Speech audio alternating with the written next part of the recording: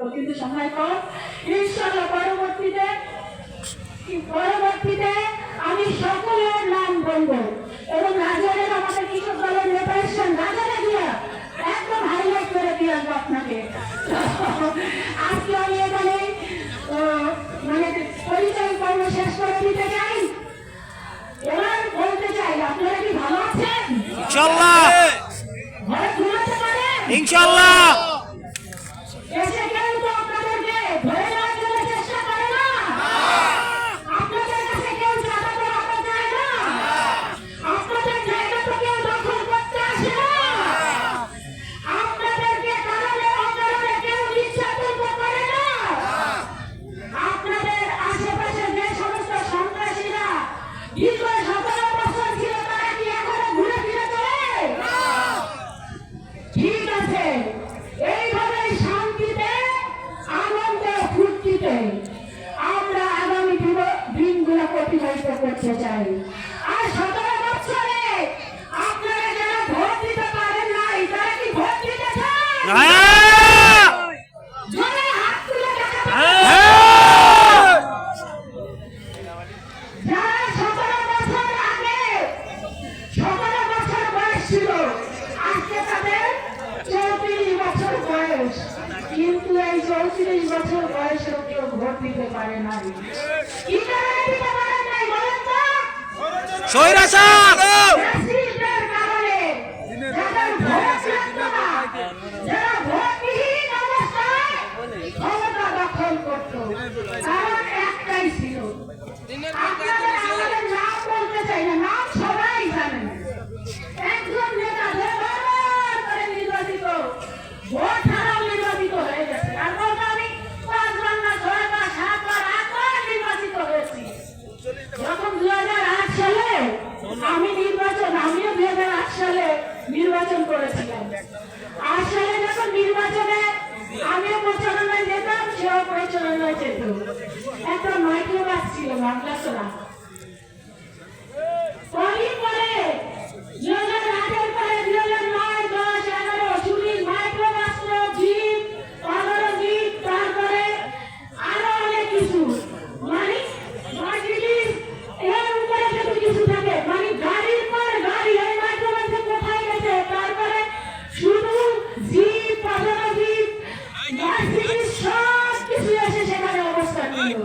শুনেছিলাম তার পরিবারে কিছু 2-4টা গাড়ি ছিল, কিন্তু সেখানে দেখা গিয়েছে শত শত গাড়ির মালিক হয়ে গিয়েছিল। গোটা বাংলাদেশকে দিয়ে ফেলার চেষ্টা করেছিল। আপনারা কি আর সেখানে যেতে চান? আপনারা কি সেই জায়গা থেকে এই মাদারীপুরকে মুক্তি দিতে চান? আরেকজন নেতার কথা আপনাদের কাছে বলবো। এখানেই হলো ফ্যাসিস্ট আর গণতান্ত্রিক দলের মধ্যে ডিফারেন্স। আপনারা নিশ্চয়ই মান্নান শিকদারের কথা মনে আছে, মনে আছে না? এই মাদারীপুর থেকে তিনিও কিন্তু নির্বাচিত। আপনি তো একটা কাজ করতে পারেন, পিছে যায় তো মান্নান শিকদার যখন না, এখানে আবার দাঁড়াইতে পারবেন না। সে কিন্তু লোকাল বাসে যাতায়াত করত। অথচ মান্নান শিকদার ছিলেন কিন্তু একজন অত্যন্ত স্বনামধন্য অ্যাডভোকেট, এবং তার স্ত্রীও অসম্ভব স্বনামধন্য একজন ঢাকার একটি স্কুলের হেডমিস্ট্রেস ছিল। কিন্তু তারপরে মান্নান শিকদার গাড়ি কেনার মতো সামর্থ্য ছিল না, কারণ তিনি ছিলেন সৎ, তিনি ছিলেন আদর্শবান, তিনি ছিলেন নীতিবান, তিনি ছিলেন জনগণের সাথী, যিনি জনগণের সুখ দুঃখকে লালন পালন ধারণ করতেন। এই হচ্ছে ওই ফ্যাসিস্ট আর বিএনপির মধ্যে পার্থক্য। এই পার্থক্য আপনাদেরকে চিনে নিতে হবে।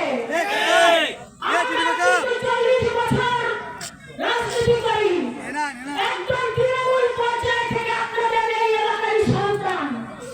আপনাদের এই এলাকার সন্তান। আমার বাবা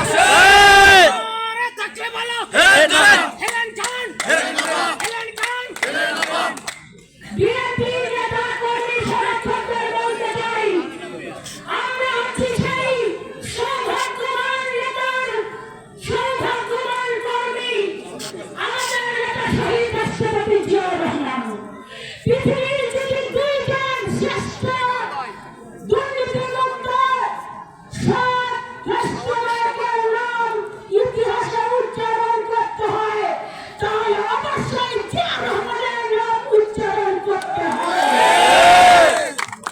আমরা হচ্ছি সেই সৌভাগ্যবান ব্যক্তি, বিএনপি চেয়ারপারসন দেশনেত্রী বেগম খালেদা জিয়ার একনিষ্ঠ কর্মী। দেশনেত্রী বেগম খালেদা জিয়াকে আপনারা জানেন, ওই ফ্যাসিস্ট দুর্নীতিবাজ যারা বাংলাদেশে তাহলে দেত হাজার কোটি টাকা বিদেশে পাচার করেছে, পৃথিবীতে